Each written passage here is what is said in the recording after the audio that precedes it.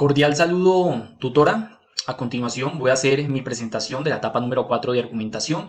Quien les habla, José María Mosquera, hago parte también del grupo número 12 y este trabajo va dirigido a la tutora Camila Torres. Bueno, inicialmente vamos a empezar a trabajar con algunos puntos a tratar, algunas teorías. Iniciamos nosotros con esta teoría estructuralista, ¿sí? O desarrollista de la CEPAL. Se puede decir que, digamos, esta teoría económica hace referencia a ese desarrollo surgido en América Latina a mediados del siglo XX. Sostiene que el orden económico global sigue un esquema centroindustrial de la periferia agrícola, razón por la cual, digamos, se produce un daño estructural de los términos de intercambio en el comercio internacional, eh, en perjuicio de los países pues, más periféricos. Dentro de los autores o los representantes que tenemos acá, pues podemos ver nosotros a Raúl Previch, a Celoso Funtado, Aníbal Pinto, Osvaldo Zunkel, José Medina Echeverría, bueno, entre otros que podemos también evidenciar aquí en estas gráficas. Eh, de pronto, hablando un poco sobre los postulados teóricos, se dice que el orden económico mundial sigue un esquema de centro industrial a la periferia agrícola, ¿sí? También de paso da paso también a considerar que existe una industrialización de América Latina a través de la industrialización por situación de importaciones, ¿sí? Todo se importa desde América Latina, esos otros países un poco más desarrollados. También se le da en ese tiempo un fin o por lo menos una mesura a ese modelo agroexportador. Existe también un abandono en lo que tiene que ver con ese porcentaje de la producción agrícola y un mayor énfasis en esos sectores estratégicos para la economía. De igual manera también existen unos aumentos de los empleos de carácter público, también existe una primera etapa de los bienes manufacturados básicos que se empiezan a crear dentro de estos países subdesarrollados como cerámica, ropas, muebles, entre otros. ¿Sí? Aquí mismo dentro de estos postulados se dice que después de un segundo periodo de recesión se funda la CEPAL, la cual es una comisión económica para América Latina y el Caribe. ¿Sí? Aquí en este punto pues se genera una construcción de la investigación y el desarrollo económico, también se da un fomento, una buena relación entre las economías de los países latinoamericanos y los países del mundo para así lograr un mejor desarrollo de las regiones de manera pues un poco más mancomunada, ¿sí? Mayor énfasis también en el modelo de sustitución por importaciones, lo cual es llamado como EASY, como un método para crear una economía entre los países latinoamericanos. También se le apostó a alcanzar un mayor desarrollo mediante lo que tiene que ver con las numerosas políticas de Estado, importantísimo y clave dentro de cualquier nación, y la creación de unas empresas de carácter público, ¿sí? No privado, sino que todos los rubros económicos se distribuyan también dentro de lo que tiene que ver con el pueblo.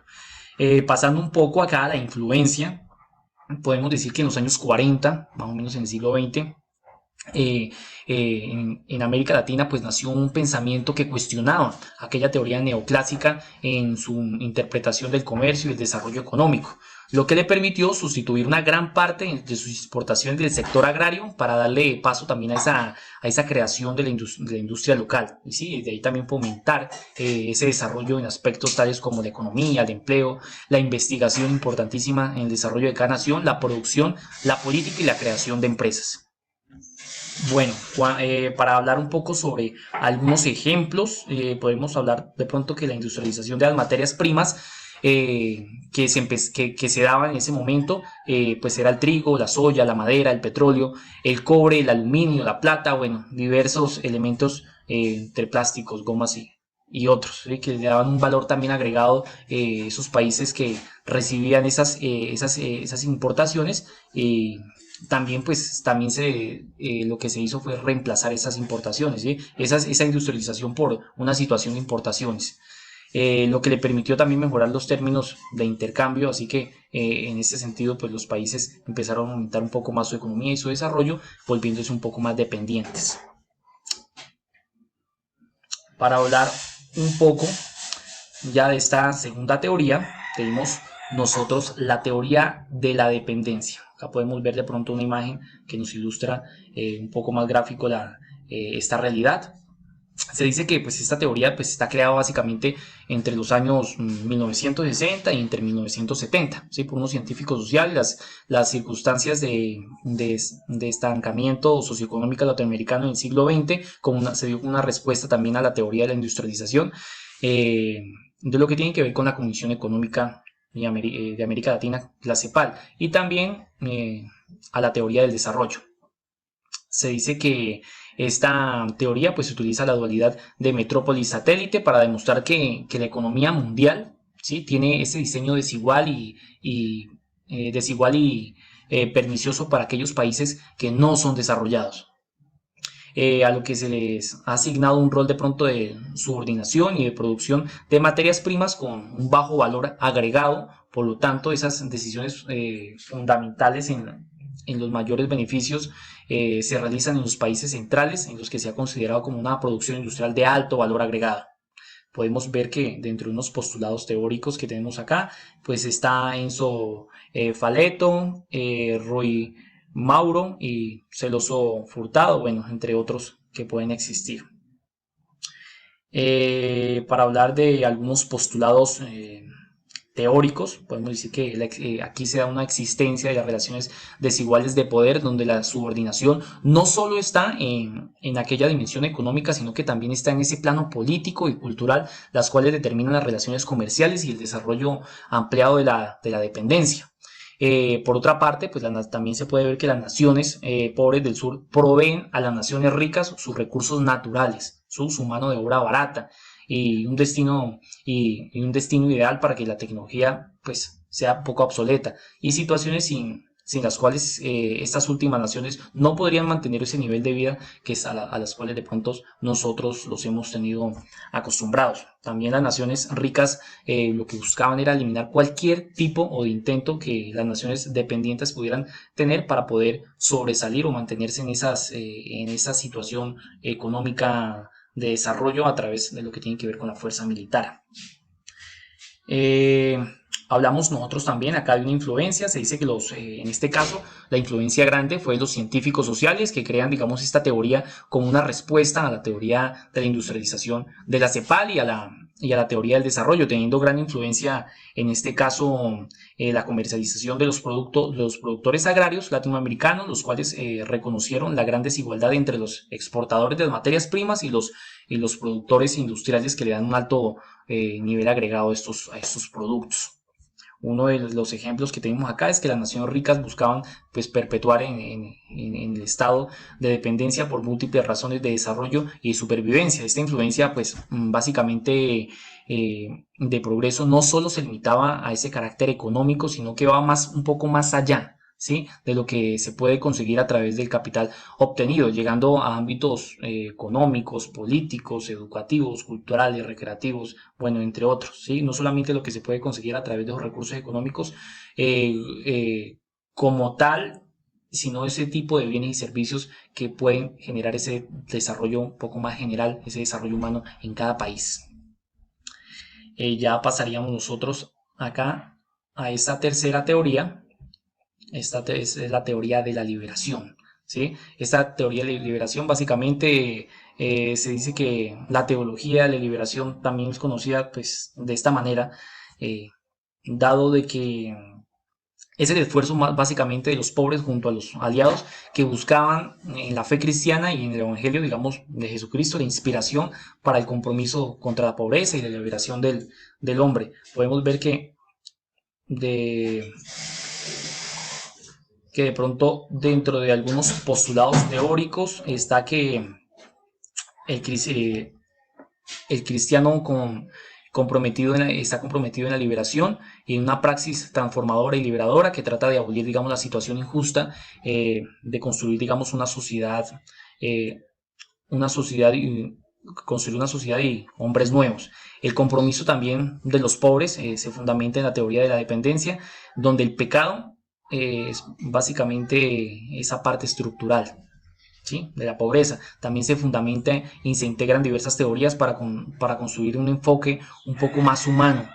Y el imaginario religioso pues, básicamente es el símbolo del pueblo, ¿sí? Tenemos una influencia grande en este caso, lo que es la teoría, en donde en esta teoría se sobresalen ya las comunidades eclesiásticas de base, y lo que es el Concilio Vaticano, ¿sí? Y la Conferencia Episcopal de Medellín, las cuales influyeron mucho en el pensar por pensar a los pobres junto a los aliados que se refugiaran en la fe cristiana y en el Evangelio de Jesucristo como un elemento de inspiración y de compromiso contra la pobreza y la liberación del hombre, a lo que nosotros le llamamos ese tipo de catarsis, ¿sí?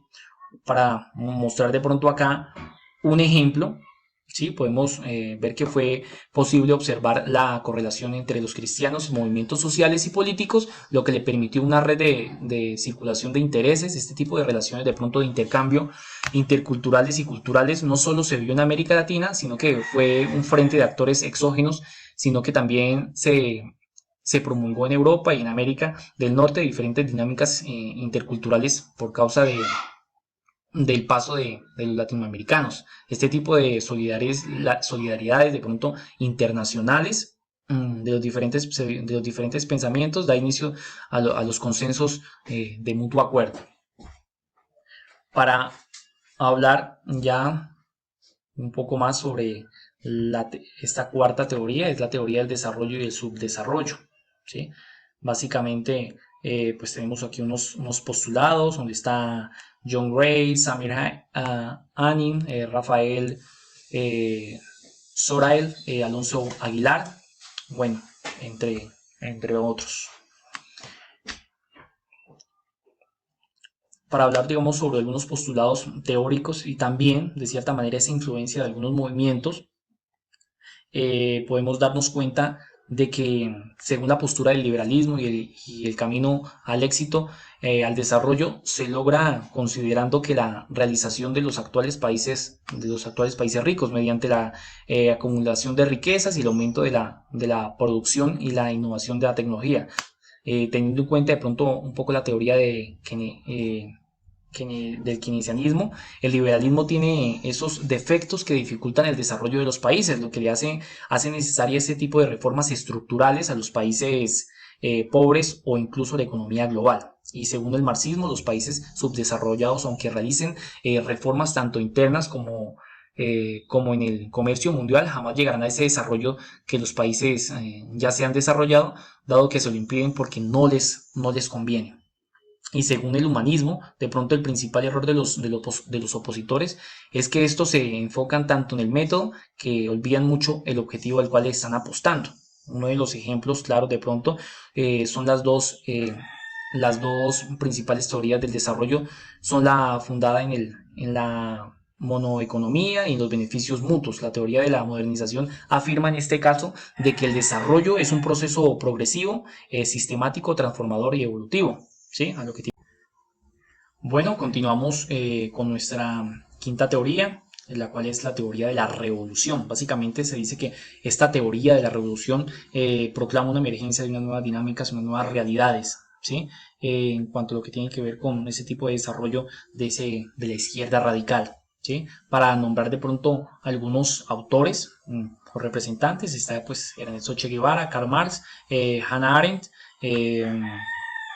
Vladimir, entre otros, ¿sí? Algunos postulados teóricos, pues el Che Guevara, digamos, creó esas diversas ideas y conceptos que se ha conocido de pronto y proclamado como el guevarismo, ¿sí? Su pensamiento, digamos, también tomaba el antiimperialismo y el marxismo como un elemento base, ¿sí? Pero en este caso, con esas reflexiones sobre la forma de realizar una revolución y crear una sociedad socialista que le otorgara, digamos, una identidad, pues, propia. También desde la concepción marxista, ¿sí? Podemos darnos cuenta que la revolución es dialéctica, es decir, que la revolución es entendida como un proceso histórico dentro de la historia, dentro de ese proceso histórico general que la prepara y que ella misma, ¿sí? La revolución, digamos, en este caso también se lleva a cabo con una vista pues en los valores que se debe alumbrar y también en recoger y profundizar lo que tiene que ver con la humanidad y que ha ido de pronto en este caso pues alumbrando en su devenir histórico en este trasegar del tiempo, ¿sí? Podemos ver también a una influencia, ¿sí? Que los diferentes movimientos sociales se organizaron para oponerse, en este caso pues los movimientos sociales tuvieron un protagonismo, ¿sí? oponiéndose a una globalización. Eso con el fin de que sus ideales estuviesen pues direccionados, ¿sí? Básicamente a lo que tiene que ver con una realidad basada en la integralidad, ¿sí? En esos derechos de los oprimidos, en el principio de oportunidad y en la conservación de la cultura y pues también de su territorio. Acá como podemos ver nosotros en estas ilustraciones, un ejemplo de pronto de ellos pues fue esas revoluciones que existieron de pronto en Bolivia en el 52, en Cuba, ¿sí? Que fue en el 59, en Nicaragua también que sucede a finales de 1900, de la década de 1970. Para hablar ya acá un poco sobre la teoría de la decolonialidad de poder, se dice que básicamente este pensamiento decolonial propone un cambio en la geografía de la razón, ¿sí? Frente al objetivo de concebir una nueva identidad. Para ello plantea pues un proceso de resignificación tanto en la elaboración de una comprensión crítica de la diferencia epistémica, ¿sí? Y colonial, como también en la formación y la transformación de un sistema mundo. Algunos autores que podemos nosotros evidenciar acá, pues está Aníbal Quijano, Walter Mignolo, eh, bueno, por otra parte, pues podemos darnos cuenta también que existe unos postulados teóricos, pues nos dicen que la colonialidad es uno de los elementos constitutivos y específicos del patrón mundial capitalista, así como su intrínseca relación con lo que tiene que ver con la modernidad, la cultura y el poder coercitivo. También se da en este caso pues la herencia, una herida colonial y en la opinión decolonial. También se puede ver acá en este caso la descolonización del saber y el reconocimiento hacia lo que tiene que ver con las filiaciones, con el concepto de colonialidad.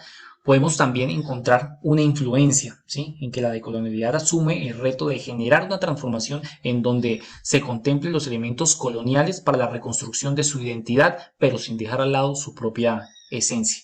Un ejemplo de ello, de la decolonialidad, pues, pues se le ha permitido a los indígenas y afrodescendientes, campesinos y mestizos salir de ese ostracismo, ¿sí? De las periferias en gran parte de las zonas rurales con el fin de que cada persona asumiera un papel de ciudadano activo con la capacidad de proponer ideas desde diferentes esferas del desarrollo, ¿sí? Agrícola, artístico, tecnológico, creativo, entre otros. Bueno, continuamos nosotros con nuestra séptima teoría, que es la teoría de la subalternidad. En este caso, pues miramos unos autores, unos representantes, que está Antonio Gramsci, Florencia Mallón. Por otra parte, pues miramos unos postulados teóricos, ¿sí? Desde la perspectiva de pronto de Beverly, podemos darnos cuenta que existe una realización de una importante reflexión sobre el conflicto y la emancipación como, como esta, como puede, digamos, esta restar, digamos, la importancia de la subalternidad como la expresión y la contraparte de la dominación.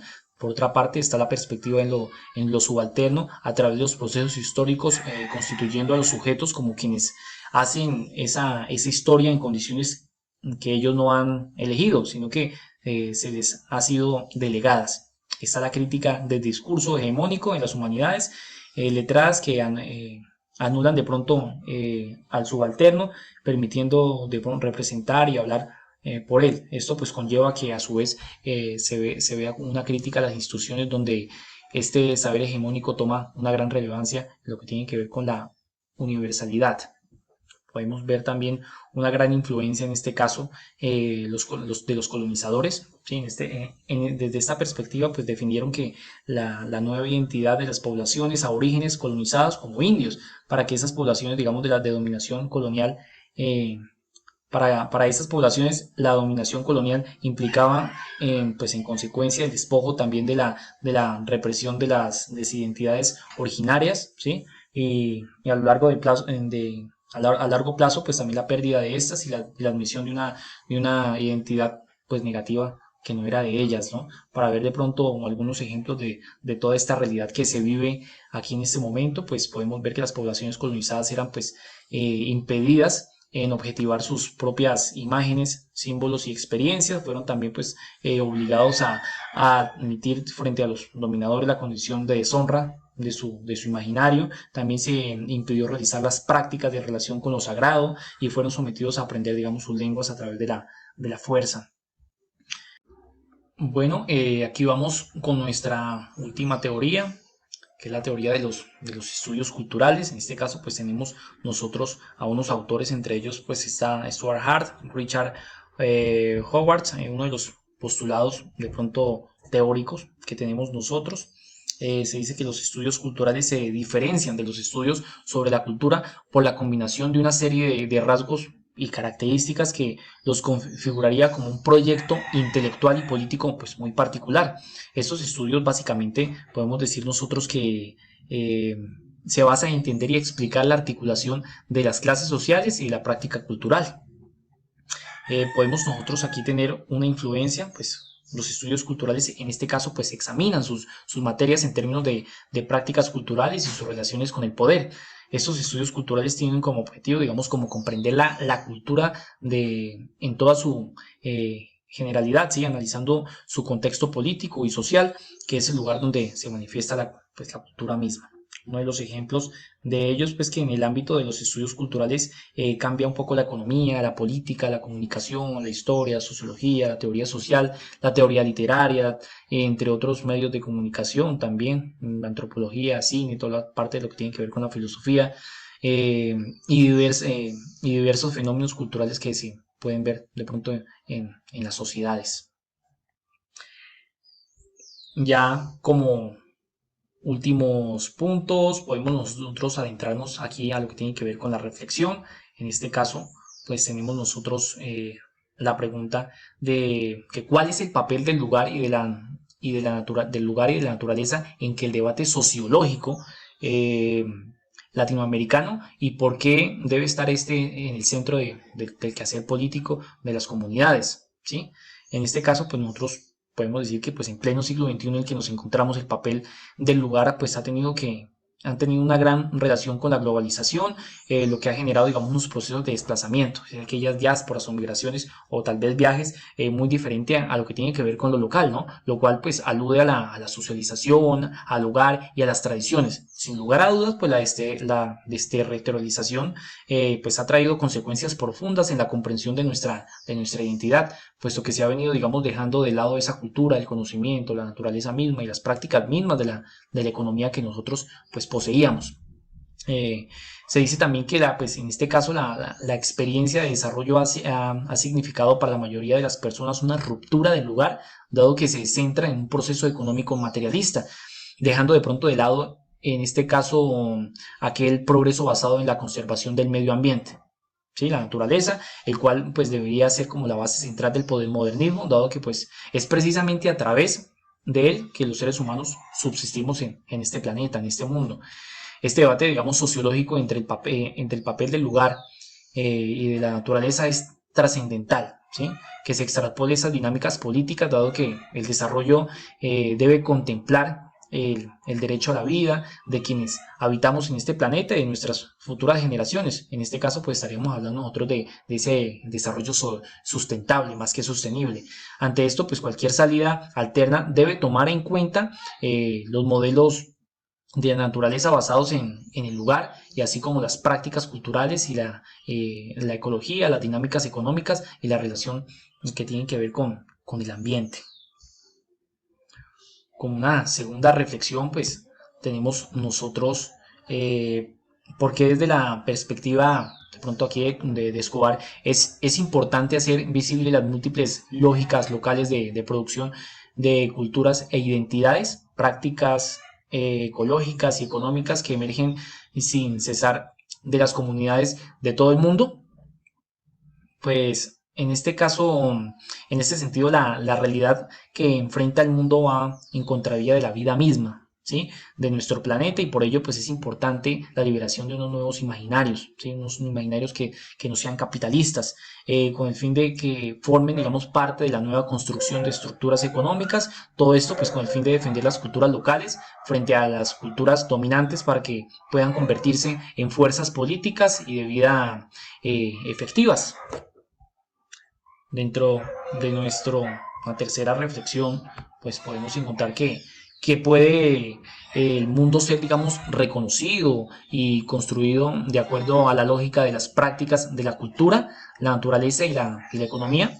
Yo diría que es posible generar, digamos, una reconstrucción de las dinámicas de desarrollo del mundo para que esto sea una realidad, ¿sí? Las localidades deben, digamos, también proyectarse a la modernidad teniendo en cuenta la naturaleza, la sociedad, lo cultural y lo político desde perspectivas tanto locales, pero también pues hay que tener en cuenta esas perspectivas globales como una fuente de integración y desarrollo de vida, ¿sí? Cada uno de los procesos de pronto que encontramos nosotros aquí en este mundo, pues deben que generar también ese complemento entre aquellas minorías que también hacen parte de ese sistema, las cuales poseen elementos trascendentales de supervivencia. ¿Sí? Si estas comunidades han pervivido durante mucho tiempo, pues muy seguramente tienen muchos conocimientos importantes que rescatar y que aprender nosotros de los mismos.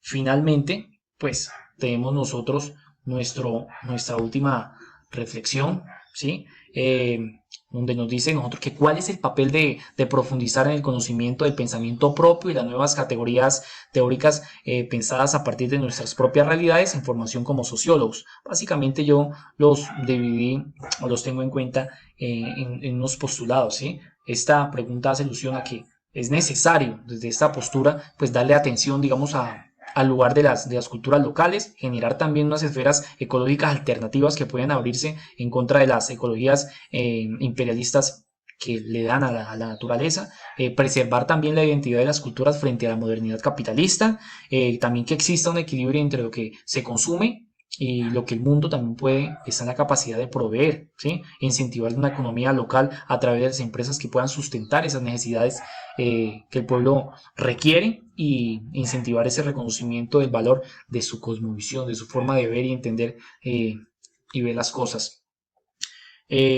Bueno, ya finalmente finalizo yo acá con una evidencia de una bibliografía que he venido trabajando para el desarrollo de este trabajo y ya con eso finalizaría esta etapa 4 de la argumentación. Muchísimas gracias y feliz resto de día para todos.